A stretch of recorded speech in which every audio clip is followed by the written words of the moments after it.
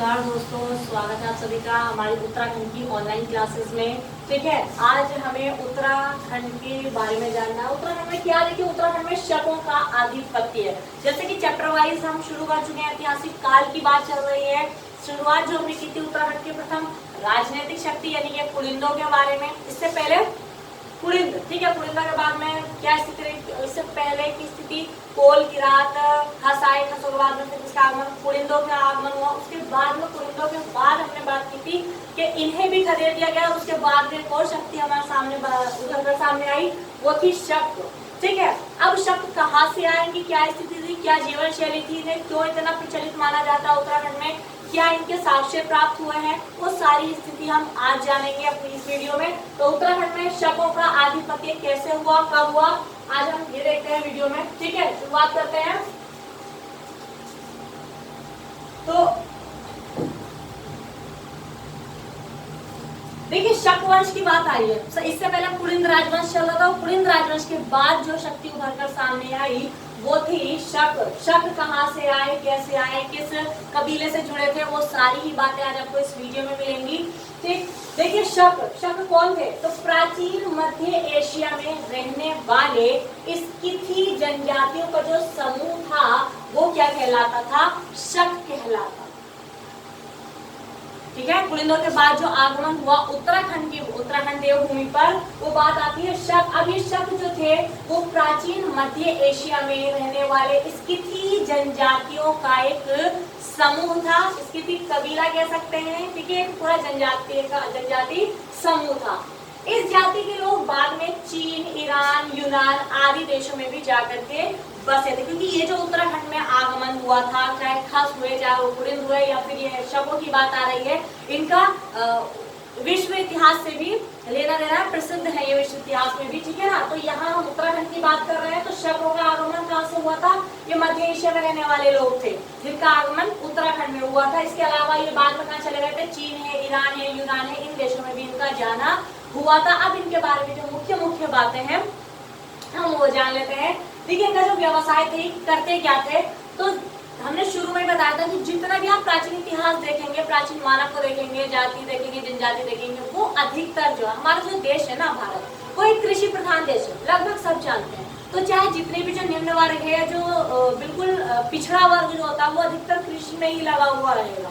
ठीक है ना, तो जितने भी ये राजवंश आए या जो वंश चले हैं, इनका जो व्यवसाय था वो क्या होता था, पशुचारक, कृषि तो होता था। लेकिन यहाँ शकों की बात आ रही है तो ये पशुचारक तथा अश्वचारक थे, घोड़ों को चराने का कार्य करते थे। अश्वचारक की बात आ रही है यहाँ पर, पशुओं को चराने का कार्य ये करते थे। ठीक है, इसके अलावा ये वंशज कौन से माने जाते हैं, तो इन्हें कहा जाता है ये मूलतः खसों के वंशज थे, खसों के वंश से जुड़े हुए थे। खस, अब बहुत से कहते हैं कि ये खस है, और किसी ने इसे कह दिया ये शक है, इसी को ही उल्टा कर दिया।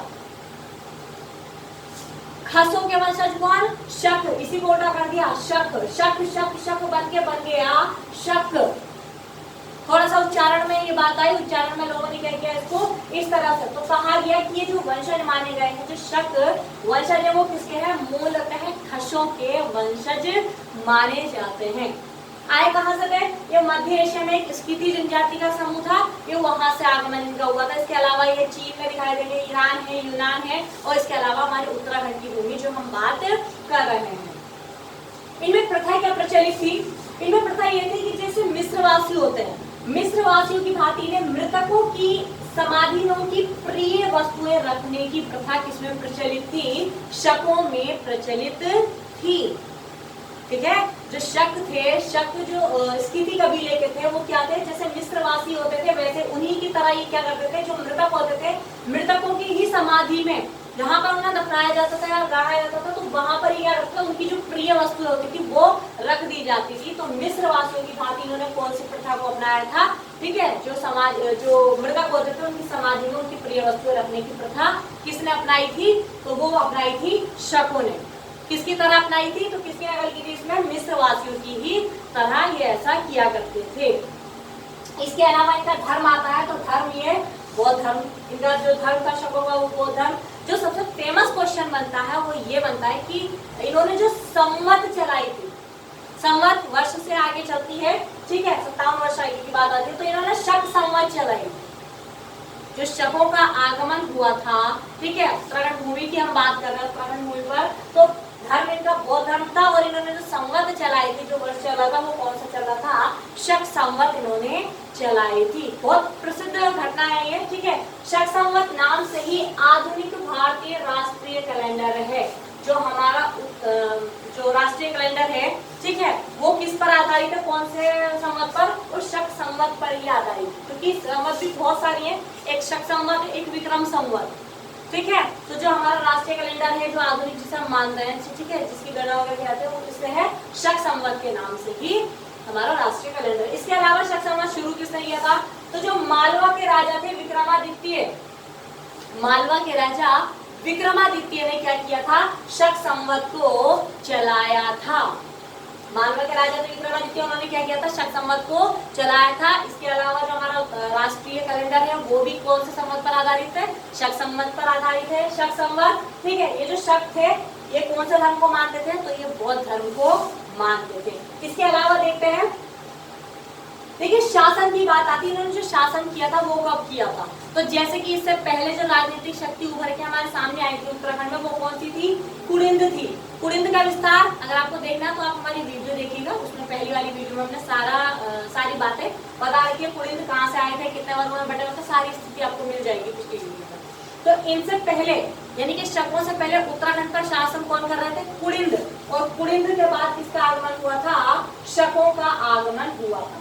शक कौन से कबीले से जुड़े हुए थे, या शक कौन से कबीले से, समुदाय से संबंधित थे?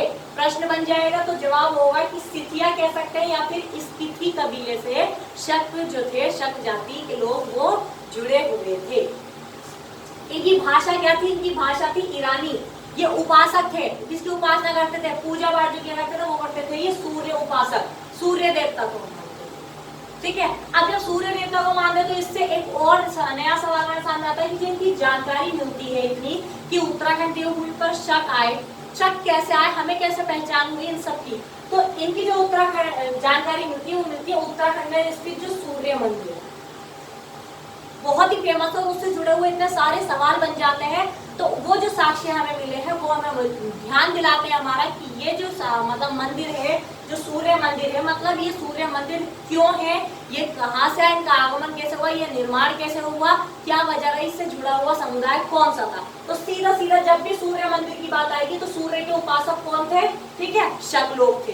तो यानी कि सूर्य के उपासक शक, उत्तराखंड में शकों का आगमन भी हुआ था। किसके बाद आए थे ये आए थे कुड़िंदों के बाद। उत्तराखंड का जो पहला राजनीतिक शक्ति हमारे सामने आई थी वो थी कुड़िंद। कुड़िंद के बाद उत्तराखंड में किसका आगमन हुआ था?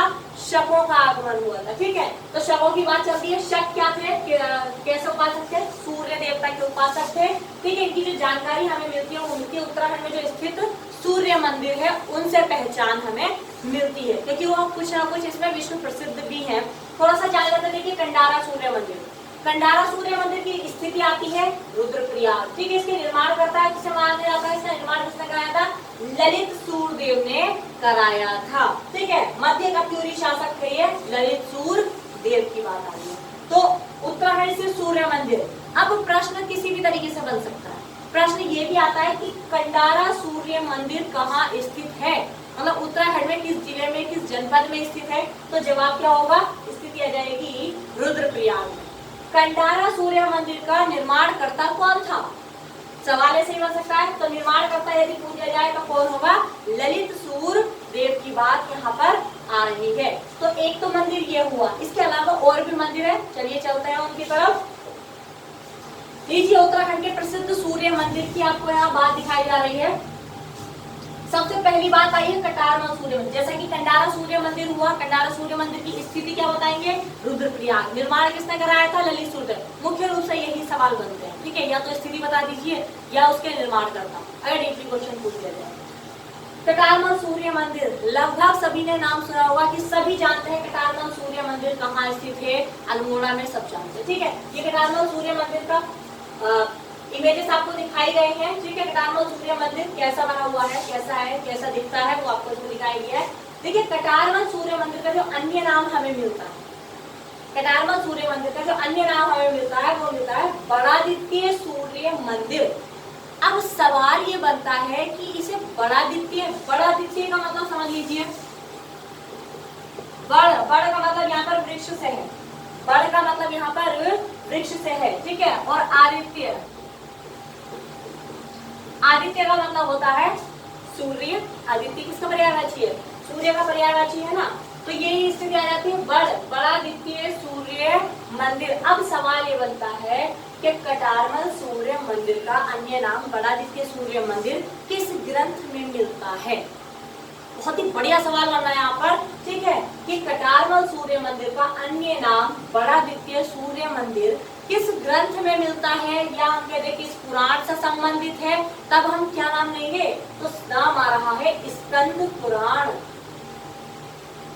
जो बड़ादित्य सूर्य मंदिर है अल्मोड़ा स्थित है, वो किस पुराण से हमें मिलता है? ये बड़ादित्य जो नाम मिला है किस पुराण में लिखित है? स्कंद पुराण में लिखित है। इसके अलावा समुद्र तल से इसकी ऊंचाई देख ली जाए तो 2116 मीटर, 2116 मीटर इसकी ऊंचाई है। स्थिति अल्मोड़ा। अब अल्मोड़ा से डीपली प्रश्न बनता है कि अल्मोड़ा के किस गांव में स्थित है, कौन सी नदी के निकट स्थित है? तो जब गांव की बात आ जाएगी तो अधेली सुतार गांव पड़ता है। कौन सा गांव? अल्मोड़ा में अधेली सुतार गांव। इसे सुनार गांव भी लिखा हुआ है, कहीं कहीं पर सुवार गांव भी लिखा हुआ है, तो थोड़ा बहुत चेंजिंग तो रहेगी, ठीक है ना। तो अल्मोड़ा में ही बात आ रही है, अधेली सुतार गांव में कौन सा मंदिर स्थित है? कटारमल सूर्य मंदिर स्थित है। यहाँ इसे क्या कह सकते हैं? स्कंद पुराण में क्या दिया गया इसे? बड़ादित्य सूर्य मंदिर। नदी कौन सी जुड़ी हुई है इससे? कोसी नदी, क्योंकि अल्मोड़ा जो है कोसी नदी की ये बात आ जाती है, तो कोसिला या फिर कोसी नदी के तट पर ये है मंदिर स्थित है। अब जैसा कि ये कटारमल नाम ही क्यों पड़ा इसका, और कोई नाम भी हो सकता था, तो जैसा नाम है हो सकता है वो राजा जिन्होंने इसका निर्माण कराया हो, ये बात सामने आ जाए। तो देखते हैं इसमें जो प्रमुख मूर्तियां रखी हुई हैं, जो कटारमल सूर्य मंदिर है, सारा कटारमल सूर्य मंदिर के बारे में इतनी सारी आपको जानकारी मिल रही है। देखिए नोट्स आप अपने पास बना करके रखिएगा, अच्छा होगा। प्रमुख मूर्ति इसमें बूटधारी की, कि अभी सवाल बन के आएगा कि बूटधारी सूर्य मंदिर कहाँ स्थित है, ठीक है। तो आधे तो बूटधारी से ही खत्म, पता नहीं क्या पूछ लिया हमसे, ठीक है। पर कहीं और सवाल, कोई और सवाल तो ऐसा नहीं होगा, ऐसी स्थिति भी आ गई थी। फिर प्रमुख मूर्ति जो बनी हुई है वो बूटधारी है, आदित्य वैशी की मूर्ति है, विष्णु की मूर्ति है और गणेश की मूर्ति इसमें प्रसिद्ध है। थोड़ा सा समझ के ध्यान से इसको देखेगा, पढ़िएगा, ठीक है ना। इसके अलावा इसके जो निर्माण करता है, कटारमल सूर्य मंदिर की ही बात चल रही है, इसके जो निर्माण करता है वो थे राजा कटारमल। जब राजा कटारमल ने इसका निर्माण कराया तो जाहिर सी बात है इसे किस नाम से भी जाना जाता है? कटारमल सूर्य मंदिर के नाम से भी जाना जाता है। शक राजा थे राजा कटारमल। 9वीं 10वीं शताब्दी की बात आ रही है, कत्यूरी कालीन, कत्यूरियों के समय की बात आ रही है, कत्यूरी काल में भी ये थे, ठीक है। तो राजा कटारमल ने कब इसका निर्माण कराया था? 9वीं 10वीं शताब्दी में इसका निर्माण कराया था। विशेषता क्या है जो कटारमल सूर्य मंदिर है, उसकी विशेषता क्या है? तो विशेषता की तरफ देखें, जब सूर्य उगता है, ठीक है, जब सूर्य उगता है तो सर्वप्रथम जो सूर्य की किरण होती है वो मंदिर में रखे शिवलिंग पर पड़ती है। ये कटारमल सूर्य मंदिर की विशेषताओं में से एक है। बहुत बड़ी विशेषता है ये कि जब सूर्य उगता है तो उसकी जो पहली किरण होती है वो सबसे पहले किस पर पड़ती है? जो मंदिर में शिवलिंग रखा हुआ है ना, वो उस पर वो सूर्य की किरण पड़ती है। अब इतना ये आ जाता है। देखिए मंदिर समूह की बात आ जाती है, इसके जो मंदिर समूह है वो कितने हैं? तो लगभग इसके आसपास यदि आप देखेंगे छोटे वाली कंडीशन जो आएगी, ये 45 मंदिर समूह आप इसके निकट देखेंगे। इसकी जो संरचना बनी हुई है वो कैसी है? संरचना मंदिर की शैली में बना हुआ है। तो यदि अगर हम देखेंगे कि 3 शैलियां बन जाती हैं, एक तो नागर शैली उत्तरी भारत में देखा जाए तो नागर शैली, दक्षिण भारत में देखा जाए तो द्रविड़ शैली की बात आ जाती है, और एक इन दोनों का मिश्रण बनता है वेसर शैली। ये मंदिरों का निर्माण की शैलियां हैं, ठीक है। नागर शैली के मंदिर आप देख सकते हैं किस तरह से बने हुए हैं, गर्भाकार वाली स्थिति रहती है, चतुष्कोणीय बने हुए होते हैं, नागर शैली की विशेषता है, ठीक है। नागर शैली, द्रविड़ शैली और वेसर शैली। तो इन 3 में से हटा करके जो कटारमल सूर्य मंदिर है, ठीक है, उसकी जो संरचना है वो कैसी है, किस शैली में बना हुआ है? नागर शैली में बना हुआ है? ये भी बहुत ही बढ़िया सवाल है, क्योंकि अब उत्तराखंड में क्वेश्चंस भी इसी टाइप के आते हैं कि बड़ा द्वितीय सूर्य मंदिर है या बूटधारी सूर्य मंदिर है, वो किस शैली में बना हुआ है? तो क्या जवाब रहेगा? नागर शैली में बना हुआ है। निर्माणकर्ता कौन थे? राजा कटारमल। कब किया था? 9वीं 10वीं शताब्दी की बात आती है। वह इस मंदिर की विशेषता क्या है? तो सूरज जब उगता है तो उसकी जो पहली किरण होती है वो सबसे पहले इस मंदिर में रखे शिवलिंग पर पड़ती है। कितने मंदिर समूह है यहाँ पर? तो 45 मंदिर समूह लगभग है यहाँ पर। इसके अलावा ये प्रसिद्ध क्यों है इतना? हमने सूर्य मंदिर कटारमल अल्मोड़ा वाला ही क्यों चुना? ठीक है, इतना प्रसिद्ध क्यों है? फिर देखिए, ओडिशा के कोणार्क सूर्य मंदिर, अब यहाँ पे आपको सवाल भी मिल रहा है, देखिए ध्यान दीजिएगा। कोणार्क सूर्य मंदिर बहुत फेमस है। कोणार्क सूर्य मंदिर की स्थिति कहाँ है? ओडिशा में है। तो ओडिशा के कोणार्क सूर्य मंदिर के बाद यह मंदिर सूर्य भगवान को समर्पित, कौन से देवता से जुड़ा हुआ है? कौन से भगवान से जुड़ा हुआ है? सूर्य भगवान से, सूर्य देवता से जुड़ा हुआ है। तो सूर्य भगवान को समर्पित देश का दूसरा सबसे बड़ा मंदिर जो माना जाता है वो कौन सा माना जाता है? वो कटारमल सूर्य मंदिर ही माना जाता है। आप दोनों ही स्थिति देख सकते हैं यहाँ पर, ये दोनों ही आपको दिखाए गए हैं। ये उड़ीसा का कोणार्क सूर्य मंदिर आ जाता है, ओडिशा का, और ये अल्मोड़ा का कटारमल। तो पहले स्थान पर ये है देश का, और दूसरे स्थान पर जो सूर्य भगवान को समर्पित है वो कौन सा है? कटारमल सूर्य मंदिर, जो की स्थिति आ जाती है अदेली सुनार गांव, कहाँ? जिला जाए तो अल्मोड़ा और राज्य पूछा जाए तो उत्तराखंड राज्य में स्थित है। ठीक है, ये ओडिशा का पहला हो गया और ये दूसरा स्थान ये हुआ। ओडिशा के सूर्य मंदिर के, कोणार्क सूर्य मंदिर के बाद जो दूसरा सूर्य मंदिर है वो कौन सा है? अल्मोड़ा का कटारमल मंदिर है। इसके अलावा ये तो हुआ था अल्मोड़ा का। एक और बहुत ज्यादा प्रसिद्ध मंदिर है, मतलब ये मंदिर ये पहचान करा रहे हैं कि हमारे उत्तराखंड देवभूमि पर शकों का आगमन हुआ था। शकों ने यहाँ पर आकर के अपना आधिपत्य किया था, इस क्षेत्र को अपने अधीन किया था। ठीक है, इसके अलावा उन्होंने यहाँ पे शक संवत चलाई। शक संवत से पहचान क्या होती है? हमारा जो राष्ट्रीय कैलेंडर है। इसके अलावा जो उनके निवास की पुष्टि होती है वो इन मंदिरों से होती है। सूर्य, क्योंकि जो शक थे वो किस देवता के उपासक थे? वो सूर्य देवता के उपासक थे। ठीक है, आगे देखिए, पलेठी का सूर्य मंदिर की बात आती है। पलेठी का सूर्य मंदिर की स्थिति यदि देखी जाए तो स्थिति आती है हिंडोला खाल। वैसे अगर स्थान देखें तो ये खुद पलेठी स्थान पर है। जिस स्थान पर मंदिर बना हुआ है वो स्थान भी पलेठी ही है, तो पलेठी का सूर्य मंदिर कहा जाता है। पलेठी टिहरी से याद कर सकते हैं आप। ठीक है, पलेठी का सूर्य मंदिर कहाँ है? देवप्रयाग, और देवप्रयाग आता है कौन से जिले में? टिहरी गढ़वाल में। पलेठी का सूर्य मंदिर कहाँ है? स्थिति आ जाए तो हिंडोला खाल, देवप्रयाग या तो टिहरी गढ़वाल, मतलब कोई भी स्थिति दे सकते हैं। ठीक है, अगर ये इस टाइप से ना दिया, जिला नहीं पूछा तो उसका स्थान पूछ लेंगे, उसका स्थान मेन स्थान पूछ लेंगे, ऐसी स्थिति भी आ जाती है। ठीक है, इसके जो निर्माण करते थे वो थे कल्याण वर्मन। ये 7वीं शताब्दी में बना हुआ था, कल्याण वर्मन के द्वारा इसे बनाया गया था। कल्याण वर्मन को इस समय उपाधि क्या मिली हुई थी? परम भट्टारक महाराजा धिराज कल्याण वर्मन। ये जितने भी राजा आ रहे हैं ना, ये जितने भी राजा आ रहे हैं, आपको इन सब का इतिहास मिलेगा हमारी वीडियो से, आप जुड़े रहिए। ठीक है, एक के साथ मतलब सारी बातें बताई जाएंगी, ये क्या थे, कौन सी किस वजह से, सब बताया जाएगा इसके बारे में। तो पलेठी का सूर्य मंदिर स्थिति आ गई हिंडोला खाल। ठीक है, निर्माण करता कौन थे? कल्याण वर्मन। कल्याण वर्मन को उपाधियां मिली थी परम भट्टारक महाराजा धिराज कल्याण वर्मन। अब एक नया सवाल कि जो कल्याण वर्मन ने 7वीं शताब्दी में इसका निर्माण कराया था, पलेठी का सूर्य मंदिर, तो कल्याण वर्मन ने अपनी राजधानी किसे बनाया था? क्या सवाल आया? कल्याण वर्मन की राजधानी क्या थी? तो कल्याण वर्मन की जो राजधानी थी, कल्याण वर्मन ने अपनी राजधानी किसे बनाया था? पलेठी को बनाया था। और जहां उसने राजधानी बनाई वहीं पर उसने क्या किया? इस मंदिर का, सूर्य मंदिर का निर्माण भी किया। 7वीं शताब्दी की बात चल रही है। ठीक है, अब ये जो हमें जानकारी मिलती है कि पलेठी राजधानी थी या मंदिर का निर्माण किया, ये सब जानकारी हमें किससे मिलती है? तो कल्याण वर्मन के अभिलेखों से मिलती है। इसके अलावा आदिवर्मन के अभिलेख से भी ये जानकारियां हमें मिलती हैं। लिपि क्या है? जो लेख लिखे गए हैं कल्याण वर्मन के जो लेख हैं वो किस लिपि में है? तो या तो हम कहते हैं उत्तर गुप्त लिपि, या फिर हम कहते हैं इसे कौन सी लिपि? ब्राह्मी लिपि। अब सबसे बढ़िया सवाल जो यहाँ पर बन के सामने आता है वो ये कि पलेठी का सूर्य मंदिर किस शैली में बना हुआ है। अब किस शैली में बना हुआ है, तो ये बना हुआ है फासड़ा शैली में। अब बहुत से कहेंगे फासड़ा कौन सी शैली है ना, यही तो सोच रहे होंगे।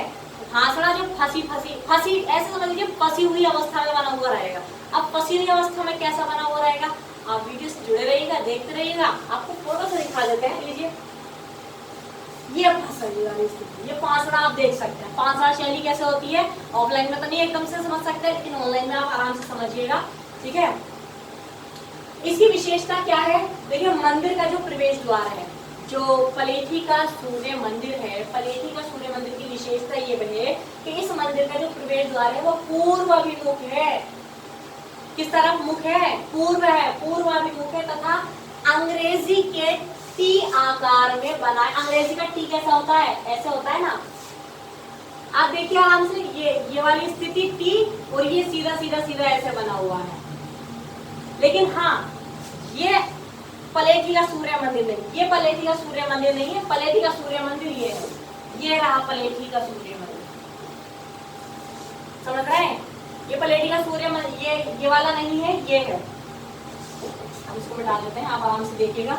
तो विशेषता ये है कि इसका जो मंदिर का प्रवेश द्वार है वो कैसा है, पूर्वाभिमुख है। और इसके अलावा ये किस आकार में बना हुआ है, तो जो अंग्रेजी का कैपिटल लेटर होता है ना टी, ये टी आकार में बना हुआ है। टी आकार में उत्तराखंड का कौन सा मंदिर बना हुआ है, तो पलेठी का सूर्य मंदिर ही बना हुआ है।